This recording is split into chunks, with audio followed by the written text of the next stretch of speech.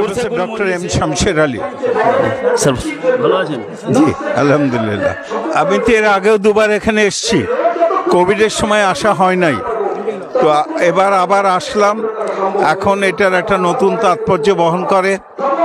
আর কি বলবো, বর্তমান বিশ্বে যে সার্বজনীনতার ব্যাপারে আমার মনে হয় আজানগাছি তরিকার কোনো জুড়ি নাই।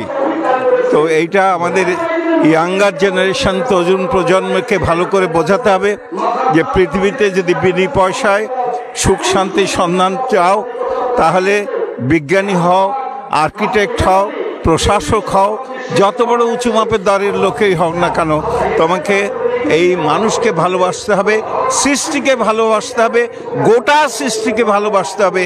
এই যে মেসেজ আজানগাছি তরিকা রহমতুল্লাহ, এর কোনো জুড়ি নাই। এই মেসেজকে অবলম্বন করেই আমাদের বাঁচতে হবে।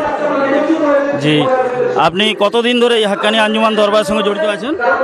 আমি মার্কেট স্ট্রিটে প্রথম এসেছিলাম, সেটা 1995-96 সালের দিকে। তো তখন এখানে যখন চলে আসে তখন বেশ কিছুদিন দেরি হয়েছিল, আমি কাজে ব্যস্ত ছিলাম। তো হুজুরকে জিজ্ঞেস করলাম যে আমি অনেক দিন পরে আসছি, বলছে এখন থেকে আসতে থাকবেন। আর এমন হয় যে ঠিক এই সময় আমি কোনো ঘটনা ঘটে না, আমি এখানে আসতে পারি। আমার বয়স হয়ে গেছে এখন 85-রও বেশি, তবু এখানে যে আসতে পেরেছি, সবার সঙ্গে মিলিত হচ্ছি এবং তরুণদের কাছে কিছু মেসেজ দিতে পারবো, এই আশা করার জন্যই এখানে আসলাম। পরিচয়টা একটু সংক্ষেপে বলবেন। আমার নাম হলো মোহাম্মদ শামশের আলী। আমি নিউক্লিয়ার ফিজিক্সে পিএইচডি করেছি ম্যানচেস্টার ইউনিভার্সিটি থেকে 1965 সালে।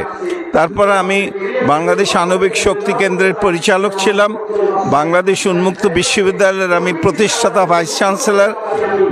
বাংলাদেশের সাউথ ইস্ট ইউনিভার্সিটির আমি প্রতিষ্ঠাতা ভাইস চ্যান্সেলর। আমি ঢাকা ইউনিভার্সিটির প্রফেসর ছিলাম 24 বছর। আমি বাংলাদেশ বিজ্ঞান একাডেমির সভাপতি ছিলাম 12 বছর। ওয়ালাইকুম আসসালাম রহমতুল্লাহ বারাকাতুহু। ভালো আছেন? আলহামদুলিল্লাহ। তো ইন্দোনেশিয়া থেকে কবে আসা হয়েছে? আমি বৃহস্পতিবার না নেই।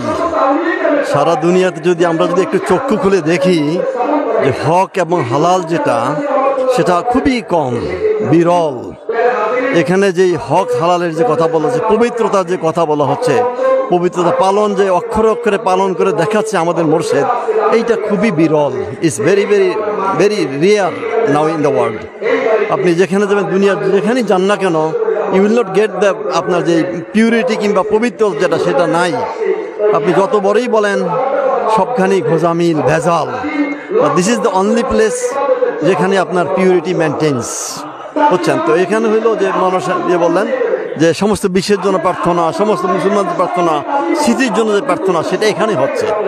এবং আমাদের মসজিদ হলো, উনি হলেন জমানার শেষ মুজাদ্দেদ। So we have to follow him. ওনাকেই ফলো করতে হবে, উনি যেটা বলেন সেটি। উনি আল্লাহকে ফলো করছেন, আল্লাহকে পেয়েছেন। এটার তুলনা নেই। এটা আপনার একটা মহা ঔষধ। সমস্ত তরিকা, যে সমস্ত তরিকার থেকে সমস্ত তরিকার ফয়েজ প্রাপ্ত যে সুফি আজান রহমতুল্লাহ, উনি এই তরিকার থেকে যে কি আল্লাহ পাক, আপনি আমাকে ছোট্ট একটা জিনিস দেন যেটা সমস্ত তরিকার সমস্ত মানুষ যেটা দিয়ে উপকৃত হতে পারবে। এবং উনি অল্প সময়ের জন্য, শুধু 3 মিনিটের জন্য, এই একটা অতি উচ্চ স্তরের আমল, যে আমলের কোনো শেষ নাই, পরিসীমা নাই, এটার ফজিলত বর্ণনা করে শেষ করা যাবে না। সেই আমলটা আমাদেরকে দিচ্ছেন এবং এই আমলটা আমাদেরকে চিরস্থায়ী জান্নাতে যাওয়ার জন্য একটা পথ সুযোগ করে দিচ্ছেন। শুধুমাত্র যে দিনে 8 খতম, 8.3 টাইমস খতমে কোরআন, এইটা না, সারা সৃষ্টির দোয়া। এইটা কোথায় পাবো? আমি মরে গেলে আমার জন্য সারা লাখো লাখো কোটি কোটি পীর ভাইরা দোয়া কোথায় পাবেন আপনি? মাছের যে সমুদ্রের মাছ, এগুলোর দোয়া, সমস্ত সৃষ্টির দোয়া এখানে। সেইটা দিস মানে আনকম্পেয়ারেবল সামথিং। আপনার পরিচয়টা একটু সংক্ষেপে দিবেন। আমি হলাম ক্যাপ্টেন মোহাম্মদ জালালউদ্দিন। আমি বাংলাদেশি, জন্ম ভোলাতে। তো তারপরে আমি আপনার বিভিন্ন শিপিং কোম্পানিতে চাকরি করেছি, জাহাজে চাকরি করেছি।